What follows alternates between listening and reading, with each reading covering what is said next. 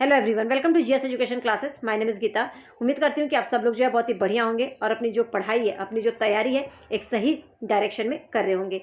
आज हम डिस्कस करने वाले हैं ईवीएस, पर्यावरण अध्ययन का मोस्ट इंपॉर्टेंट टॉपिक बाघ।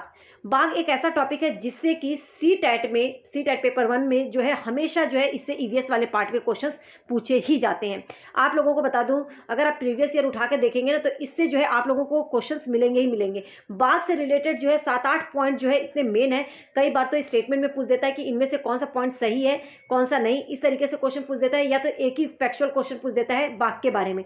तो हम हर एक चीज़ जो है बाघ के बारे में पढ़ लेंगे जिससे कि आए क्वेश्चन तो वो हमारा गलत ना हो। मैंने आप लोगों को कहा था कि मैं आप लोगों को ईवीएस टॉपिक वाइज, मतलब कि जो जो टॉपिक से ज़्यादा क्वेश्चन पूछे गए हैं उन सब टॉपिक को आपके साथ डिस्कस करूंगी, जिससे कि वो टॉपिक के बारे में जितने भी फैक्ट्स हैं आप लोगों को पता चल जाए और उससे रिलेटेड अगर क्वेश्चन है तो वो आप लोगों का गलत ना हो। तो अगर आप चैनल पर नए हैं, चाहते हैं कि ईवीएस में एक अच्छा स्कोर करना, क्योंकि ईवीएस का जो है मैंने टॉपिक वाइज भी और आप लोगों की पेडागोजी दोनों स्टार्ट करवा दी है। अगर आप चाहते हैं टॉपिक वाइज इस तरीके से पढ़ना तो चैनल को कर लीजिए सब्सक्राइब, ताकि आने वाली वीडियो की नोटिफिकेशन आपको टाइम पर मिल सके। चलिए, ये सब तो रही बातें, अब हम कर लेते हैं काम की बात। ठीक है, सबसे पहले आप देखिए बाघ। अगर मैं बाघ की बात करूं तो एनसीईआरटी की बुक में जो है बाघ के बारे में 5-6 जो है फैक्ट दे रखा है। ये जो आप लोग पिक्चर देख रहे हैं ये मैं कहीं से मैंने नहीं लिया है, ये आपके एनसीईआरटी का बुक है, बुक से मैंने लिया है। तो एनसीईआरटी में जितने भी एनसीईआरटी की ईवीएस की जो बुक है, जितने भी 3rd to 5th में मेन टॉपिक है, उन सबको जो है मैं आपको ऐसे ही कवर करवाऊंगी, जिससे कि आपको ज़्यादा टाइम भी नहीं लगेगा और आप लोग जो है अच्छे से उसके बारे में पढ़ भी लेंगे। ठीक है, तो सबसे पहला पॉइंट अगर मैं बात करूं तो बाघ एक ऐसा जानवर है जिसको मनुष्य से 6 गुना अधिक दिखाई देता है। केवल बाघ ही एक ऐसा जानवर है जो कि मनुष्य से कितना गुना, 6 गुना अधिक दिखाई देता है। बाघ की आवाज़ जो है कितने किलोमीटर दूर तक सुनी जा सकती है? तो बाघ की आवाज़ जो है 3 किलोमीटर दूर तक सुनी जा सकती है। कई बार क्वेश्चन पूछा गया है कि कौन सा ऐसा जानवर है जिसकी आवाज़ की दहाड़ जो है आप 3 किलोमीटर दूर तक सुनाई दे सकती है। या ये भी क्वेश्चन आया है कि मनुष्य से 6 गुना अधिक दिखाई देने वाला कौन सा जानवर है। ठीक है, ऐसे ऐसे फैक्चुअल में भी। लेकिन अब जो है लेवल बढ़ गया, तो आपको 2-3 पॉइंट्स जो है दे देते हैं और पूछते हैं इनमें से क्या सही है क्या नहीं सही है। आप लोगों को जो है उसमें अगर तीनों फैक्ट्स पता रहेंगे तभी आप जो है सही आंसर कर पाएंगे। इसीलिए जो मैं टॉपिक वाइज करवा रही हूँ, ताकि हर एक आपको फैक्ट्स जो आपके सामने दिखे, और शॉर्ट टॉपिक है ये, तो इनको हम बहुत ही अच्छे से कर लेंगे। जो बाघ की मूछें हैं हवा में हुए कंपन को भांप लेती हैं। ठीक है, बाघ इससे जो है शिकार की सही स्थिति का पता लगा लेता है। बाघ की जो मूछें हैं हवा में हुए कंपन को जो है ना वो भांप लेती हैं। इससे बाघ को क्या पता चलता है कि शिकार की उसके सही स्थिति का जो है उसे पता लग जाता है। अंधेरे में रास्ता ढूंढने में भी मदद करती हैं बाघ की जो मूछें हैं।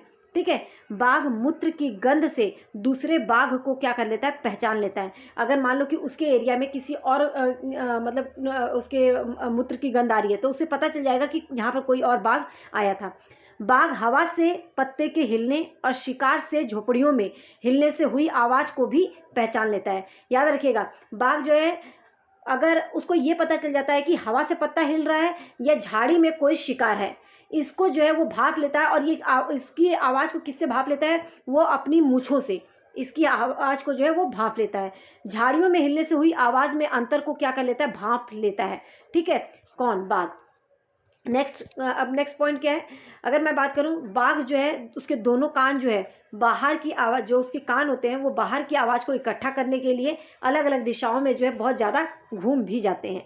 बाघ मौके के अनुसार जो है अपनी आवाज़ बदलता रहता है। कहने का मतलब है शिकार को देखकर वो अलग आवाज़ करता है और शेरनी को देखकर, मतलब बाघिन जो होती है उसको देखकर जो है अलग आवाज़ निकालता है। तो ये चीज़ याद रखिएगा। ठीक है, ये 7-8 फैक्ट थे जो कि बहुत ही इंपॉर्टेंट थे। अब नेक्स्ट क्वेश्चन देख लेते हैं। मनुष्य से, ये 3 गुना नहीं 6 गुना है, मनुष्य से 6 गुना अधिक दिखाई किस जानवर को देता है? कुत्ते को? बिल्कुल नहीं, हमने अभी पढ़ा ना कौन सा जानवर है, बाघ। ठीक है, इस तरीके से आप लोगों को फैक्चुअल क्वेश्चन भी आता है और इस तरीके से स्टेटमेंट में। और आजकल जो क्वेश्चन आप लोगों को देखने को मिलता है वो ये वाला क्वेश्चन, क्योंकि इसमें जो है अगर आपको तीनों फैक्ट्स अगर सही से नहीं पता होंगे ना, सभी चारों ऑप्शन के बारे में सही से पता नहीं रहेगा, तो आप जो है जाके गलत ऑप्शन लगाकर आ जाओगे। इसीलिए जो है मैं टॉपिक वाइज करवा रही हूँ। बस आप सपोर्ट करते रहिए, पूरा जो है तैयारी मैं यहीं पर आप लोगों को करवाऊंगी। अगर आप लोगों का सपोर्ट रहा तो मैं पूरी क्लासेस जो है डेली आप लोगों को देने की कोशिश करूंगी ज़्यादा से ज़्यादा। ठीक है, बाघ की देखिए, बाघ के बारे में कौन सा वाक्य सही है? बाघ की दहाड़ 3 किलोमीटर दूर तक सुनाई देती है। बाघ जो है, देखो क्या बोला है, बाघ की दहाड़ 3 किलोमीटर की दूरी तक जो है क्या करती है, सुनाई देती है। ठीक, एक तो ये पॉइंट है। तो आप लोगों को पता है 3 किलोमीटर की दूरी तक सुनाई देता है या नहीं? बिल्कुल सही बात है। बाघ हवा से पत्ते हिलने और शिकार की झाड़ियों में हिलने से हुई आवाज़ को, मतलब बाघ जो है हवा से पत्ता हिल रहा है या शिकारी की वजह से मतलब शिकारी की वजह से हिल रहा है, इन दोनों की आवाज़ में जो है वो डिफरेंस जान जाता है। तो वही बोल रहा है कि बाघ हवा से पत्ते के हिलने और शिकार से झाड़ियों में पत्ते के हिलने की आवाज़ को जो है पहचान लेता है। बिल्कुल सही बात है। बाघ जो है इन दोनों में डिफरेंस कर लेता है कि पत्ता है वो हवा से हिल रहा है या वहाँ पे कोई शिकार है। ठीक है। बाघ की मूछें हवा में हुए कंपन को भाप लेती हैं, भाग नहीं, ये भाप है, भाप लेती हैं। तो ये भी वाक्य सही है। यहाँ पर ए बी सी तीनों सही है। अगर आपको इसमें से मान लो ये वाला वाक्य के बारे में नहीं पता रहा या इस वाक्य के बारे में, तो केवल ए भी दे रखा है तो आप इसी को लगा कर आ जाएंगे, राइट। लेकिन अब क्योंकि ये तीनों वाक्य सही है, अब यहाँ पे ऑप्शन भी दिखेगा आपको, देखो केवल ए, बी और सी, ए बी सी डी, तो इस तरीके से ऑप्शन में आप कंफ्यूज हो जाते हैं। तो यहाँ पे जो है कैंडिडेट जो है, मतलब आप लोग जो है क्वेश्चन आंसर जो इसका ऑप्शन है वो गलत सेलेक्ट कर सकते हैं।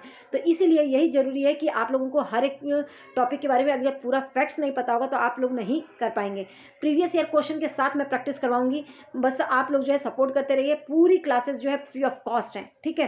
तो अगर नए हैं तो चैनल को सब्सक्राइब कर लीजिए। यहाँ पे इसका ऑप्शन थर्ड होगा। उम्मीद करती हूँ कि ये जो वीडियो है आप लोगों के लिए इन्फॉर्मेटिव रही होगी, कुछ नया सीखा होगा आप लोगों ने। अगर आपको लगता है इन्फॉर्मेटिव है, इससे कुछ पता चला, तो और लोगों के साथ शेयर कीजिए जो CTET की तैयारी करें, ताकि उनको एक सही डायरेक्शन मिल सके, एक सही तरीके से जो है उनको भी मदद मिल सके, एक तैयारी वो अपनी कर सके। All the best.